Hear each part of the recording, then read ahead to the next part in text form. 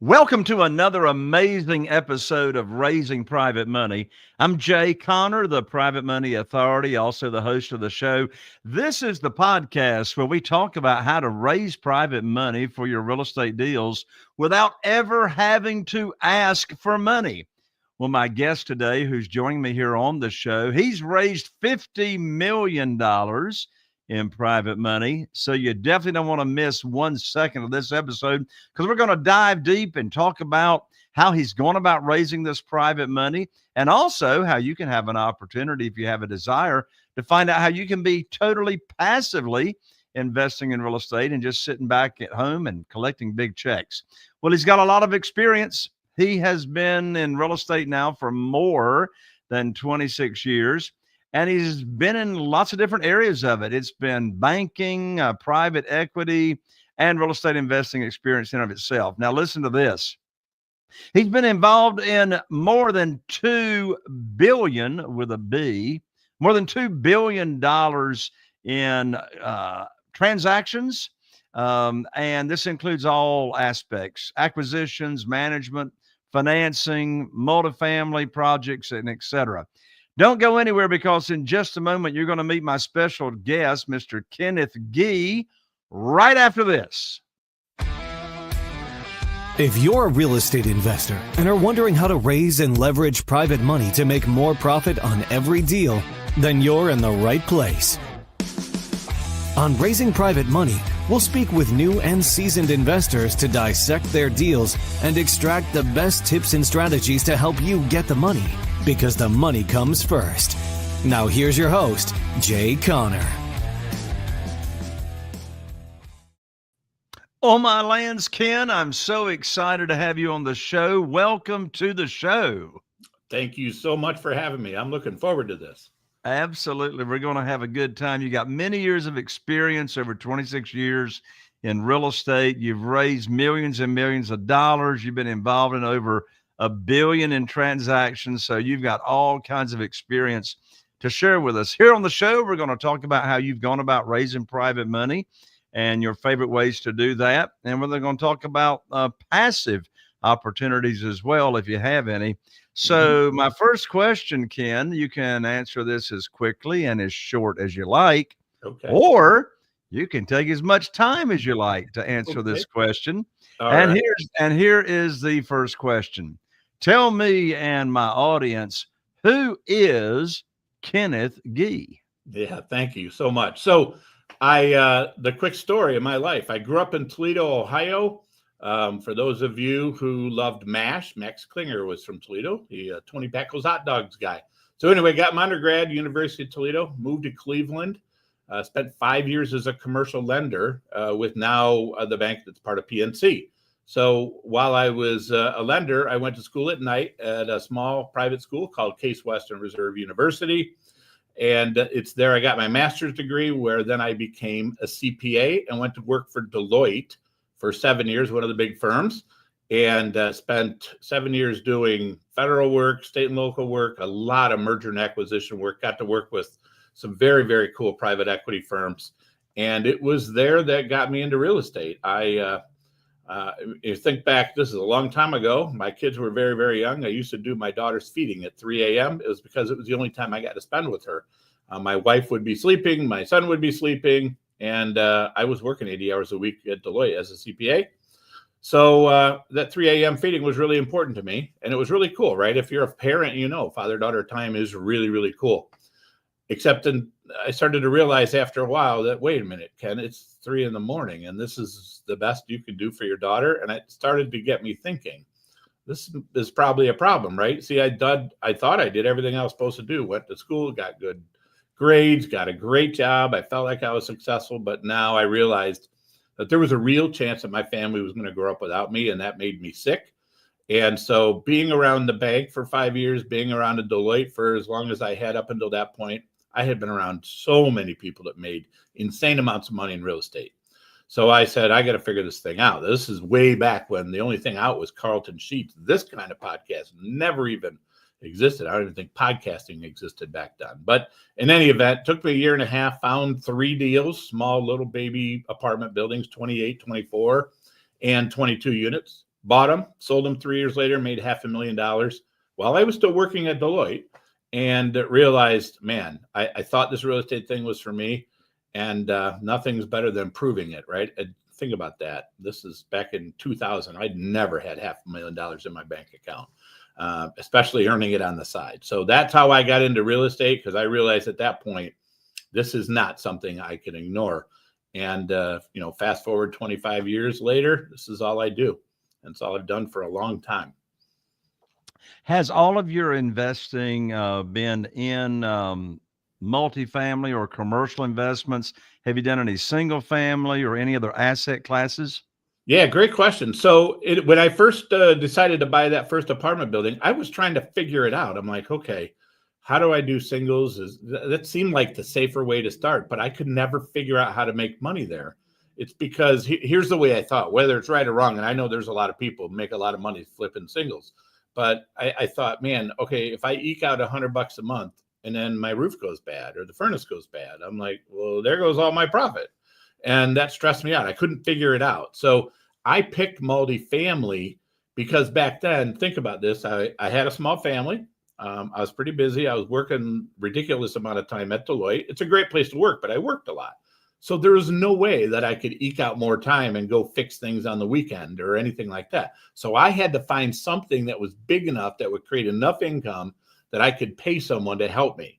And that's how I ended up in the apartment world.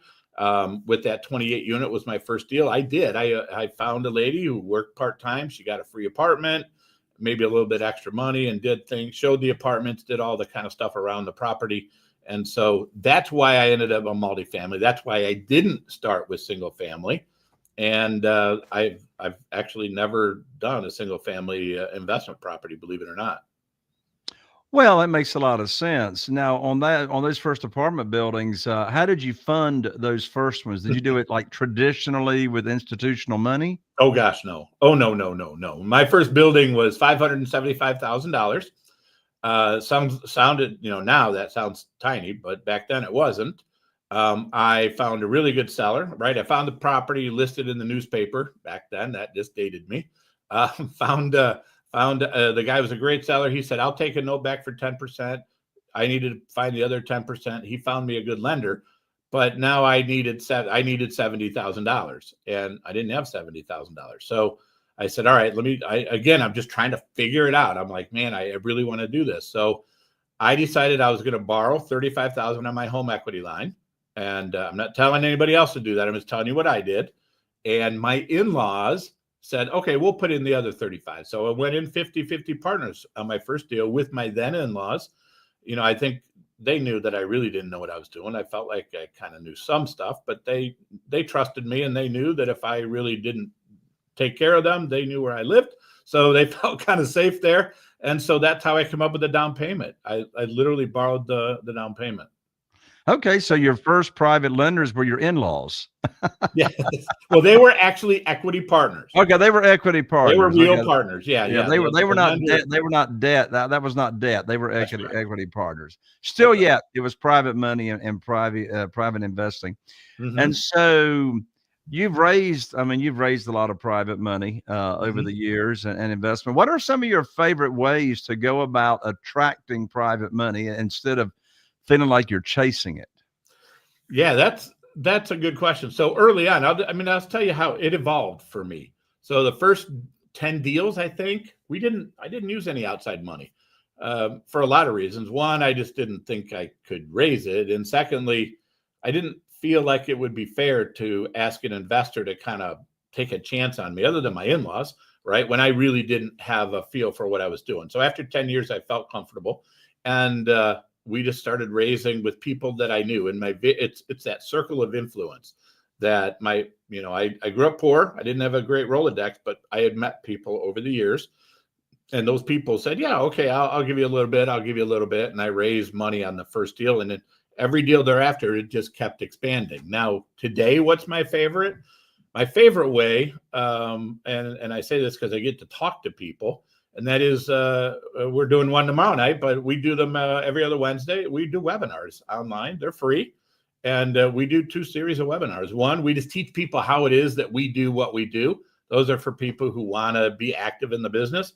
And then the other Wednesday, the opposite, every other Wednesday, we do what we call a real deal investor update. And that's where we walk investors through our portfolio. What are we doing? What's going on? What's happening on the ground, because we want our investors to be able to hear and have an opportunity to ask me questions. We have hundreds of investors right now. It'd be hard to do individual calls. So we give them that opportunity. So I like to raise money through that process because it gives them a chance to I get to meet them where they are, right? Some people they'll literally watch me for years. Okay, they'll listen, come to this webinar and that webinar, and they want to try to figure out what I'm all about. They're trying to figure out how to build trust. And then when they're comfortable reaching out, sort of extending the olive branch and saying, hey, we'd like to talk to you. We do it happens on their terms. So that's my favorite way, because it puts investors, gives them the ability to do it when they're comfortable. It's not me going out and trying to pull them out of the crowd, so to speak. Right. Now, how do you fill your webinars? Of course, you've been doing it for a long time. I'm sure you have a very robust email list, but how do you get new potential interested investors to the webinar and on your email list? Are you doing Facebook ads or other ways? We do that. We do all sorts, right? You got to do a lot of different things. We do a lot of social media posts, a lot of networking. We get a lot of new people through word of mouth, right? Because if people are happy with what you do, at some point they'll probably, hey, you should go listen to this webinar. This guy is interesting, or whatever, right? Because I provide a new perspective. So it's all of the above. Yes, we use email. Yes, we use text messages. Yeah, we actually have our own app, KRI Partners. You go to the store, download it, and now you would have already connected, right? We're not going to get you new that way. Nobody goes to the Apple store and searches and finds an investment firm. But what we try to do is try to meet everybody where they are, right? And some people like to be communicated in different ways, so we just try to match that. Probably most people come in through networking, word of mouth, and the ads that we put out. Okay. Well, since you mentioned it, and in case anybody's got to jump off of the show quickly before we finish, let's go ahead and give out that website, which is www.kripartners.com. So I take a couple of minutes, Ken, and sort of just give a 30,000-foot view when you're teaching someone on the webinars what you do and how you do it. What's an overview of an outline of what that teaching looks like? Yeah, that's a great question. So everything that we do, we teach other people how to do it. So it's a process, right? So it's a multi-step process. So the first thing we want people to do is take a good hard look at their situation, their life, what they're trying to accomplish. Then we help them by helping them develop their personal financial statement, their bio, as maybe would be read by a real estate person, maybe a lender, maybe an investor. And then we end up with developing a business plan with them, right? Because we want people to get their first deal. So we have a lot of visibility. We know that, you got to have some liquidity, you got to have net worth. We know what all those guidelines are, and we help them put all of these things together to put a plan together that makes sense for them. Now, once we agree, remember, it's their plan, it's not mine. So every person is different. Then the next step is, okay, how do you underwrite a deal? That when you get into the nitty gritty of our business, it's a business, and you got to know the numbers, and you got to understand how to underwrite. So we ask you to go down into the details. We give you the same sort of spreadsheets that we have, the same exact ones I use when I underwrite our deals.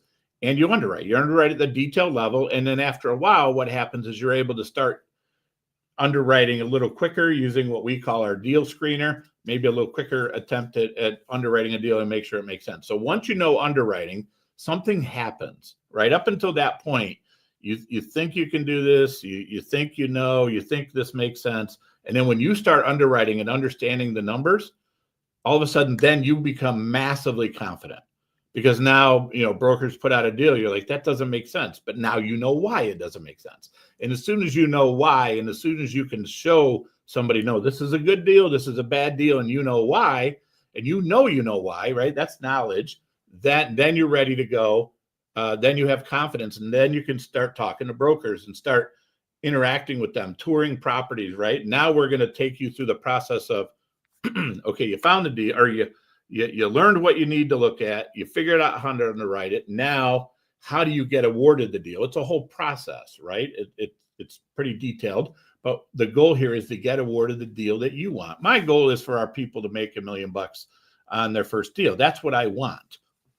Whether they can achieve it or not is a different story, but I mean, people do this all the time. So now we've gotten you the deal, and now is when people start to get nervous again because they don't have visibility. Once you get awarded the deal, oh my gosh, what do I need to do? Now a whole bunch of things have to happen at the same time. You got to do your due diligence, your physical due diligence, your financial due diligence. You got to apply for a loan. You got to make sure you raise the capital, and you got to begin the process of closing that deal. Again, this is 27 years of experience that we just lead you through the process. So it's very hard for you to get blindsided by things that you don't know, because we tell you what you don't know, because, we've been doing it for a long time. We've seen not everything, but we've seen a lot. And then finally, we help you get the deal closed. And we're here to help you even manage that asset if that's something that you want. So what you see here is it's really turnkey, but it's really very methodical and detail-oriented. Remember, I'm a commercial lender by background. I'm a CPA by background. And I believe that if I teach you the details, when, this is a capital raising podcast, when you're in front of an investor and they ask you a question, you can tell them the answer and you can tell them why. As soon as you do that, the trust factor goes through the roof. And that's the number one thing I think you need to do with potential investors, is earn their trust. So you see, we're teaching them all this detailed stuff so that when they're in front of an investor and raising money, or a lender or anybody, they're so informed that it's hard to not build this level of trust with that person. That's fantastic. So that's that training that you do on the underwriting of deals and et cetera, for individuals, that takes place over how many webinars? So if you were to sign up for our whole program, it's called our Advanced Multifamily Acquisition Program, and I'm with you for a year. So you get all the videos and all that, and you get all the prior recorded Q&A calls. So what I do is Tuesdays and Thursdays from 12 to 2, I'm with you, and we're there for group coaching, right? Because think about this: anybody can put a video course together, but now the real world is different. It's always changing. So if I'm there, and I did the math, it's 208 hours a year. If I'm there with you for 52 weeks, 4 hours a week, that's a lot of time, right? So now when the real world hits you, I can help you integrate what you're being taught, what you've learned, into the real world. And that's what I think is really important. So, some people get deals quickly. We've had people get deals locked down as quick as 30 days. We have people that, it depends. That's what I like about real estate. You can do this at your own pace. Some people will take months. Some people will take 2 years. It depends on their personal situation as to what they have time for and how fast they want to do this. Well, that just sounds fascinating, Ken. How can people learn how to get information on that training and signing up for it? Yeah. So again, the website, KRIPartners.com, or if you want to get right to our team, you can call or text the number 216-290-1710. Again, call or text 216-290-1710. There you go. And our people will walk you through it. What you're going to experience is the conversation is going to be about you, right? We're not going to try to sell you some program. We got to understand what you're trying to accomplish, where you're trying to go, because that's the reality, right? We're here to make you successful, and we need to understand what you're trying to accomplish. And then we just make sure that a program like what we're doing makes sense for you. Well, that's fascinating, Ken. I'm so glad you offer that, particularly the hands-on, working directly with the individuals, that you're coaching. In today's market, so you dated yourself, you admitted it. I did. You said your first deal, you found an ad in the local newspaper of someone that was selling an apartment complex. My guess is that's probably not where most deals are learned about these days, right? In the local newspaper. From your experience, where are the best places to find these types of deals in today's market? Yeah, we find our deals through brokers. So we do most of our deals. We first 10 years of our business, we grew up in Cleveland. And then about 15 years ago, we said, man, if we can make money in Cleveland, what if we actually went to a market where people really wanted to live? And that took us to Florida because it's just an incredible place to be. And the broker community there is just extremely deep, extremely talented. And they work like there's no tomorrow. So we get our deals from brokers, right? We've got deep relationships with them. Now, those of you growing up in the single family world, you're not used to that. That's a really tough change for a lot of people in, doing singles and flipping singles because they're used to finding these off-market deals. Doesn't mean you can't do it in the multifamily world. It's just a lot harder to do, especially in a market that, everybody wants to be in, like Florida. So brokers is where we get most of our deals. So I don't even have a guess as to the answer to this question, but you've got the answer, Ken. And here's the question. On average, how many deals have you got to review before you can actually close on one? It depends, right? We're just, as we record this or do this live, I guess, we're closing on a deal. The prior deal, it took us a year. It's been a very, very, very slow market. I would say 300 deals at least, right? That doesn't mean I fully underwrote them, but I looked at them. And deal flow has been slow. Now, I will tell you, I'm very excited to tell you that deal flow has changed considerably over the last 3 to 4 weeks. And I've probably gotten more deals through my email in the last month than I probably did in the prior 6 months. So it is not uncommon to kiss a lot of frogs before you find the prince. If you're going to get into this business, you just got to be prepared for that. And that's why you got to know numbers. Once you know numbers, you can tell the difference between a frog and a prince. You just can. And it's so obvious once you understand. Well, Ken, this space, I would suppose. And what have you make this space hand out a red flag or warning regarding these things? Yeah. So say that again. You just broke up a little bit. I apologize.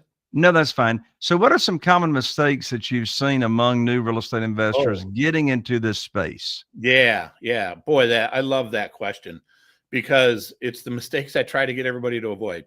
Number one, this is a business. It's a business. It just happens to be apartments. So treat it that way.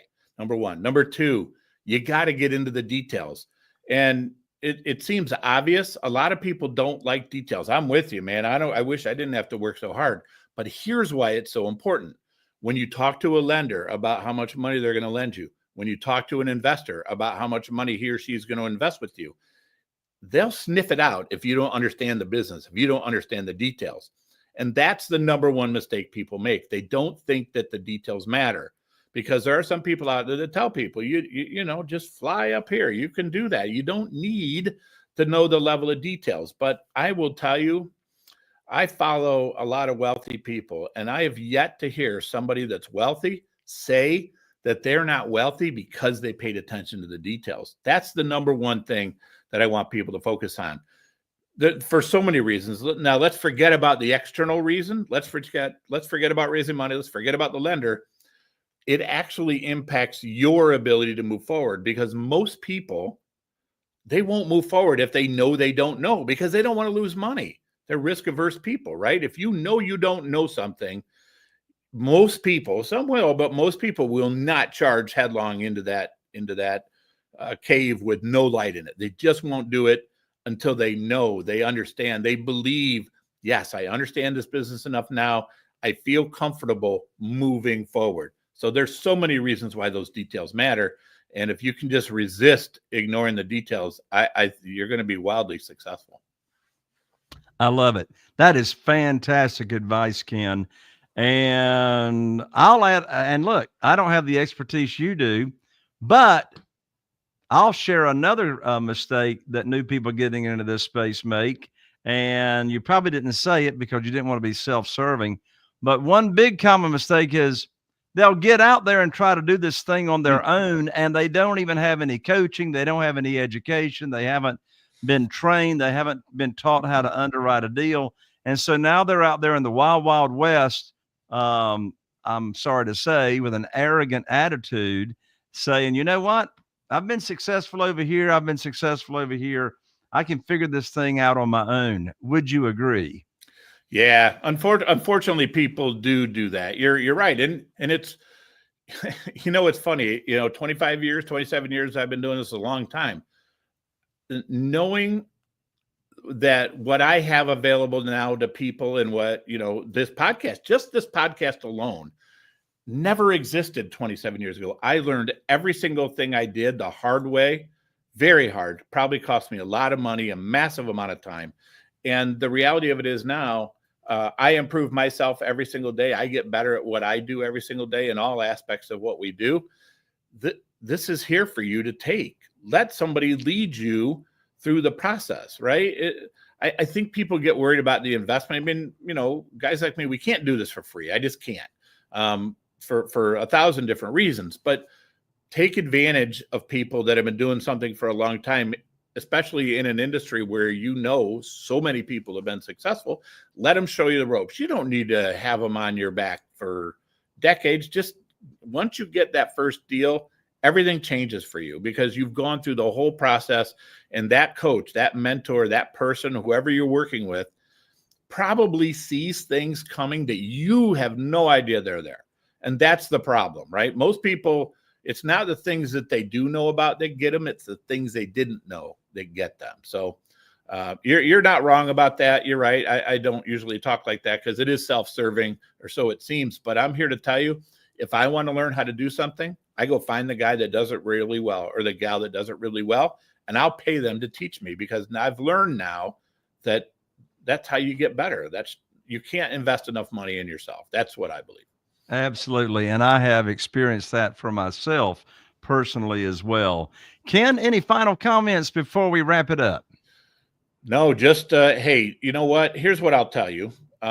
A lot of people have done multifamily for a very, very, very long time and done extremely well. I like it because it's a relatively safe asset. I can't use the word safe without the word relatively, right? It's multifamily.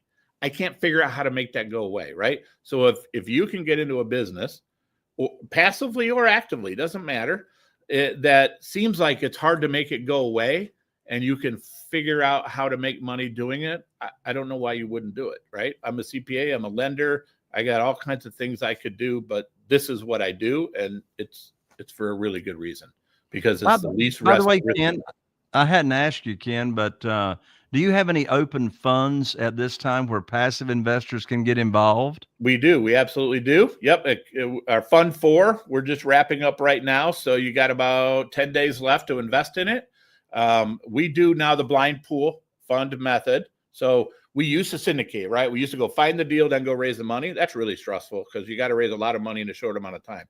Many years ago, we flipped that model over. So we go raise the money up front and now find the deal. So we're just wrapping up Fund 4. We found a deal for Fund 4, and we're just wrapping up, closing up that fund. So that fund already has a deal locked down. We have some extra money in that fund. We'll go for the next deal, and we just keep rolling it forward like that. So yeah, if you're interested, reach out, KRIPartners.com, or the same phone number, 216-290-1710, and our team will get you hooked up. You don't have a lot of time there, but don't worry. If you don't make it in time for Fund 4, we'll have another fund. I don't want anybody doing this under pressure. So don't sweat it. We have another place for you. If, I want you to do your due diligence and get to know us before you give us your money. Sure. Well, that keeps it simple. At www.kripartners.com, you've got your education there for learning how to do this. And there's also investment opportunities for private investors as well. So that's great. You've got it covered on both ends. Ken, thank you so much for blessing me and my audience. God bless you. Well, thanks for having me. So good to have you. And there you have it, another amazing episode of Raising Private Money. And I need your help. For me to keep having more just amazing guests come join me here on the show, you are one step away.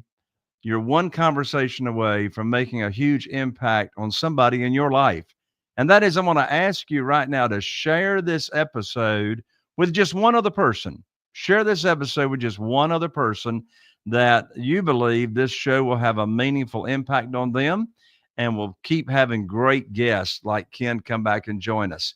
I'm Jay Connor, the Private Money Authority, wishing you all the best. I'm looking forward to seeing you right here on the next episode of Raising Private Money. Are you feeling inspired by the knowledge you gained in this episode? Then head over to jconner.com/moneyguide. That's jconner.com/moneyguide and download your free guide that shares 7 reasons why private money will skyrocket your real estate investing business right now. Again, that's jconner.com/moneyguide to get your free guide. We'll see you next time on Raising Private Money with Jay Connor.